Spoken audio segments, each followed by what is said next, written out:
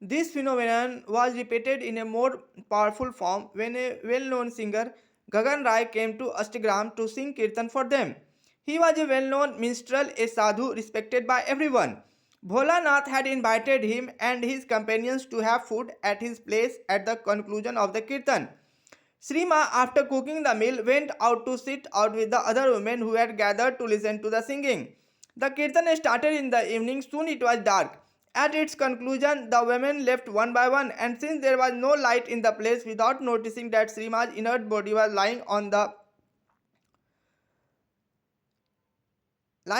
ground in a samadhi. Only one elderly lady whose little grandson had fallen asleep was left sitting by. When Bholanath found her absent from their room, he started looking around for her.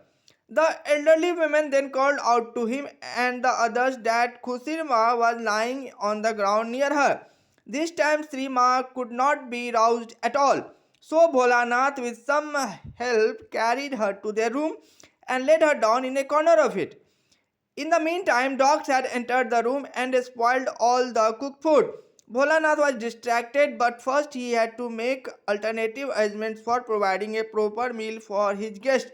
By the time everybody had been fed and bidden farewell to, it was almost dawn. Sri Ma was lying as she was. No changes of returning animation were visible in her.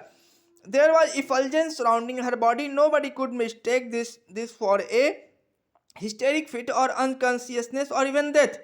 There was an atmosphere of the sublime all around her. Even the sight of the kirtan was pulsating with it.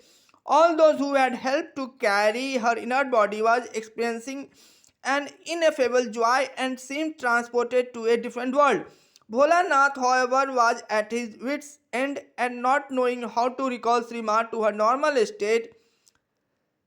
Sriman's normal appearance, after all, was the best and most endearing sight. The majesty or glory of the divine presence cannot be borne in comfort by human beings for long. Perhaps it will not be out of place to state here that no matter how exalted the Samadhi like states were, Sri Ma's companions always sighed in relief when her inimitable smile dawned to dispel the awesomeness and confirm the restoration of the norm. Someone had the happy idea of performing kirtan again.